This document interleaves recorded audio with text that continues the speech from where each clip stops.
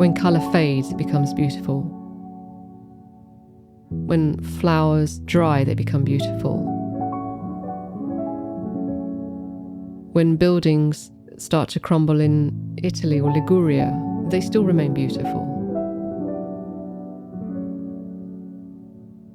There's something fascinating to me about the idea that we move away from this sense of perfection, this idea of neatness, everything being in order. If we can embrace when things start to be a different version of themselves, we can look beyond what they were before and appreciate them in their new state. Just because something has changed its state, it doesn't mean it is less of an offering. It's a different offering, it's a new one.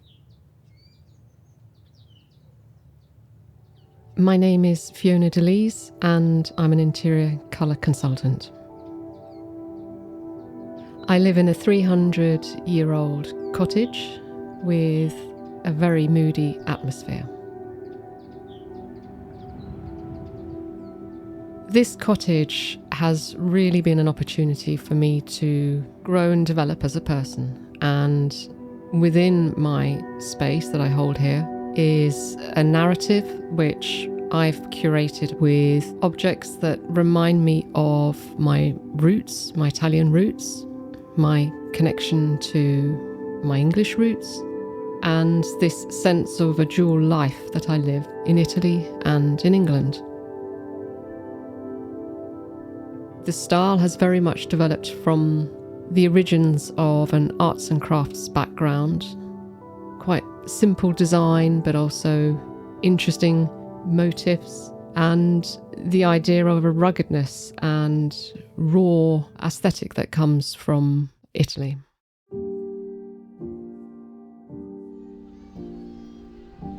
I find I'm very receptive to the colours there. It really does feed my soul. The colours of the buildings, the colours of the sunset, it's nothing that I experience here. It literally recharges my batteries. Life in Italy is different than life in the UK. The rhythm of the day, the rhythm of the way of living is different.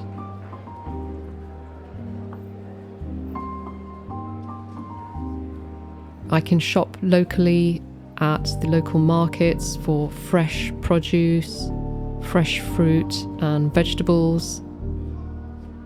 There are lots of specialist food shops for particular produce, and I love dipping in and out of all of these rather than just going to a supermarket. It feels like an adventure and a journey in itself, each shop bringing its own aroma as well, which is so much fun.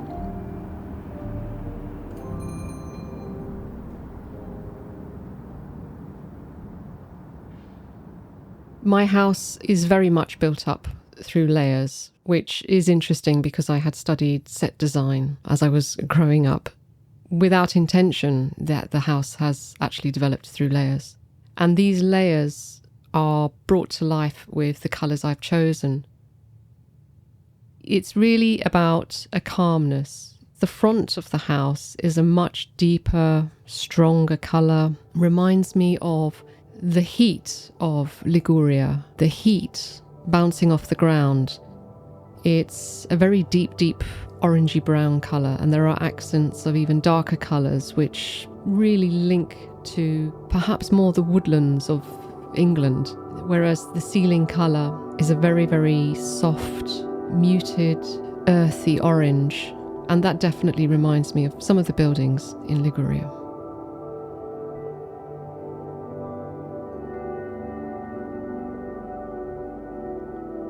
The concept of home for me carries two values, really, both two sides of the same coin. There is the sense of a fixed state,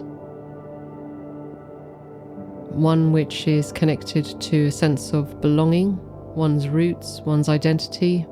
And this is something which is very much explored through colour and objects and the acquisition of belongings over time and chapters. And the other side is something that's evolving and changing with us as we change and evolve as people. Our ideas, our aspirations, our needs.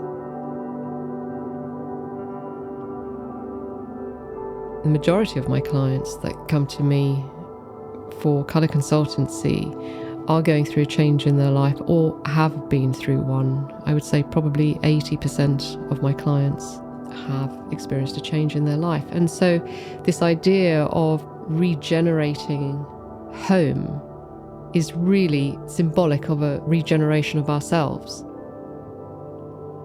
The new us, the new me in that space that we are holding. So they're two very opposite states. One is fixed, one is fluid, but they coexist together.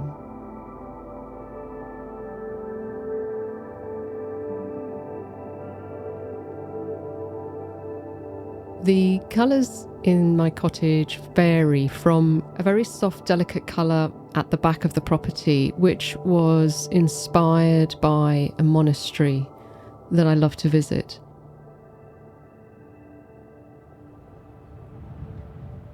The feel of these colours is very much about a calmness.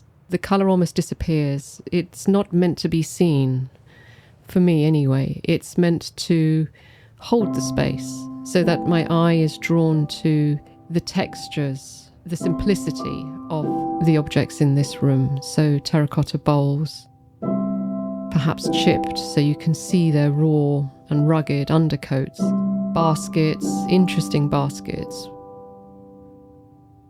When I was renovating the cottage, I applied for permission to create a new opening from the kitchen into the dining room so I could open up the flow of space. But this was denied in favour of having a hatch instead, and it's been one of the best moves ever since. As someone who naturally has an aesthetic built up through layers, the sense of being able to touch an item and to feel its texture is incredibly important for me. I generally prefer objects that are weathered and worn, have a story to be told.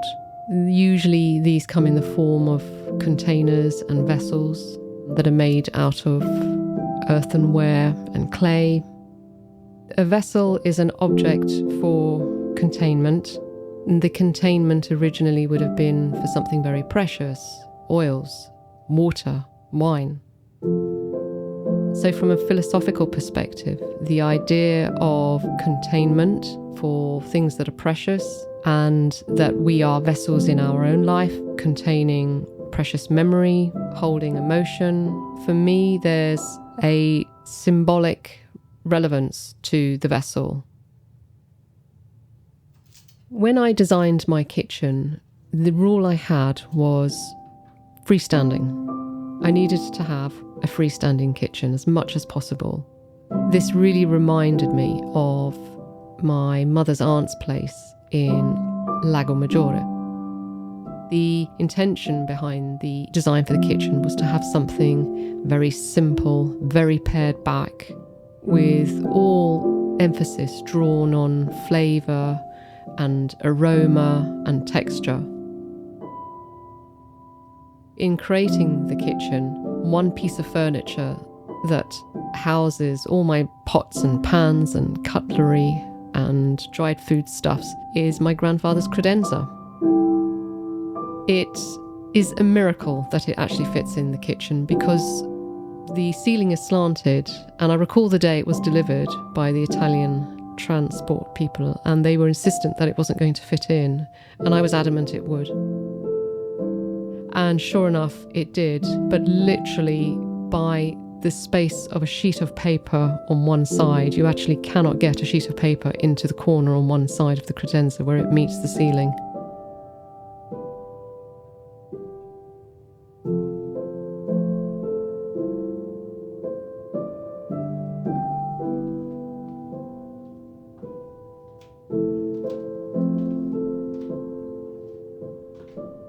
Upstairs, by contrast, there is a room which totally reminds me of walking amongst the trees in the UK, this verdant, vibrant, energetic green.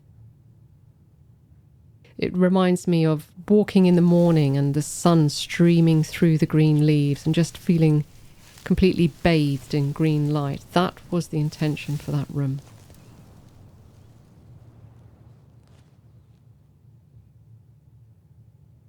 And my bedroom is a slightly more feminine colour. There are accents of pink starting to come through in this space.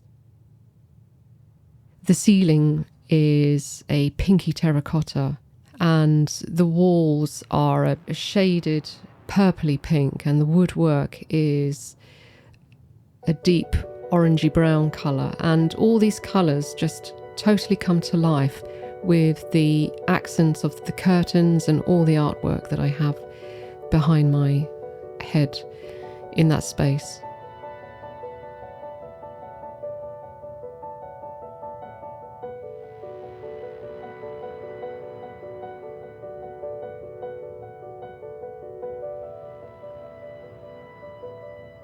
I have a painting in my bedroom of Portofino. The story behind this painting, I was in an antique style shop one day and I saw about a third of it poking out from behind a row of other paintings, and I thought to myself, I know where that is. And when I pulled the painting out, it was Portofino, so I had to have it.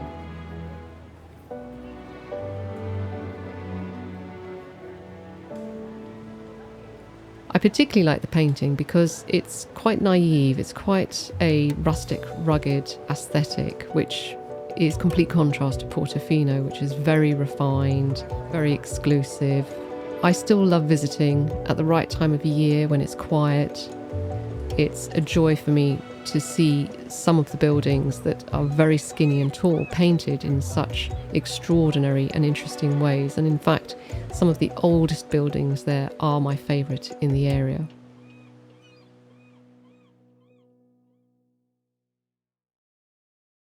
When I decorate, I do have a rule. It's a system that I've developed specifically through my work. It's my specialist way of working, and that is to work with the light and shadow of a colour in a space. And this has very much been inspired by my heritage and journey to Italy, looking at the trompe-l'œil on the buildings, the magical illusion of 3D and perspective. The art of trompe-l'œil, particularly in Liguria, is a method of painting that has evolved over the years. Once upon a time, fishermen used to paint the houses that they lived at on the shore in different colours so that when they were far out at sea, they could identify which was their home. Rather than leaving the render very flat, the idea of creating windows, balustrades, shutters, any kind of detail, architectural detail that could be painted around an existing window or door, or to imitate one, really brought the space to life. We see now across Liguria the most beautiful examples of trompe-l'œil, and this can vary from very subtle stonemasonry imitation work to features such as lace in a window or a cat or flowers.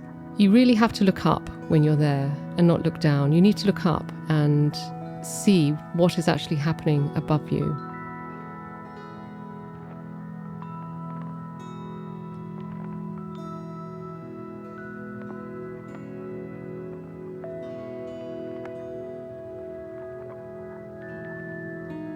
Nostalgia for me is the idea of a mental and emotional connection in a beautiful, positive way to place or time or event or person. And this is something that I have created in my home. I can't imagine living in a space that was not nostalgic in one way or another. Most corners of my home where I rest my eyes, there is an emotional memory or journey or an idea of one at least. And to have a home that is nostalgic is very important to me.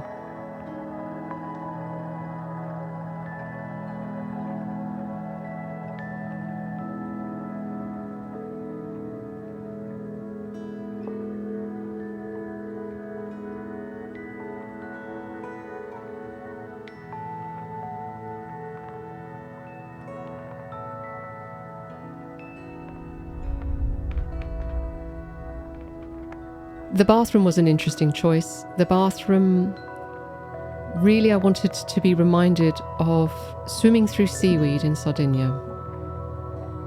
It sounds strange, but actually that sense of diving underwater into a completely different world, swimming through that verdant seaweed, I really wanted that space to be a reminder of those sort of moments.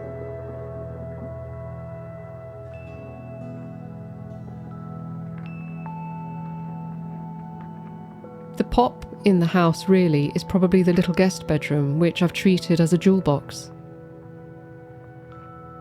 I don't think you expect to see these colours by the time you've navigated downstairs and you walk upstairs. I don't think people expect to see this rich, earthy red, greens and blues, all put together, in my eye, in perfect harmony.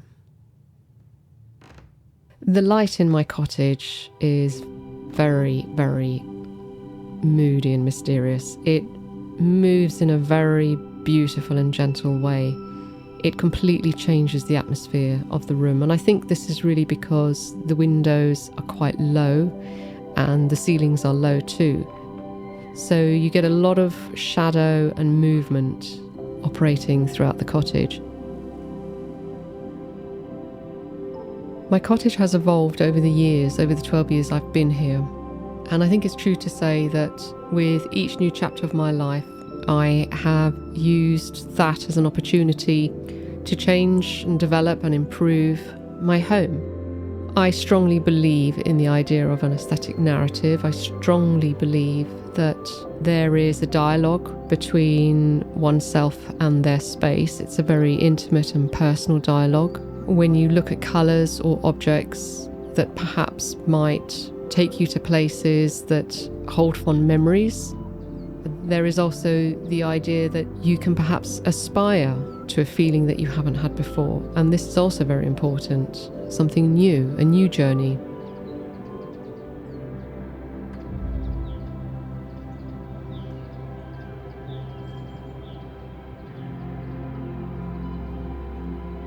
From a very young age, my mother encouraged me to be involved in kitchen gardening. So I've gone from a kitchen garden to a garden kitchen. And in that space outside, I grow my herbs. I have a little pizza chimenea. I have running water on a very old sink. And I love spending time out there.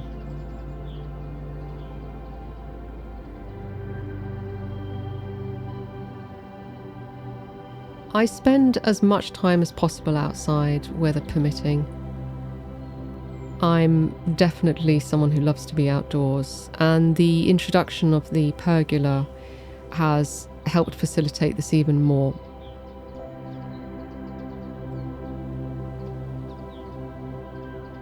Ultimately, all these chapters are an opportunity to experience a new version of ourselves. Every time I have decorated, it's been on a path of self-improvement, a journey in my career, and I think I have very much reached the full stop moment in this particular cottage. I feel very happy and settled here. I've learnt to accept the limitations of light in order to enjoy the moodiness and the atmosphere of the rooms. And I spend quite a lot of time in Italy now. So really, in a sense, that light and sky and sea that fulfills me is something I do now experience. So that's actually afforded me to be able to enjoy the limitations that I sometimes have with the light here in the UK.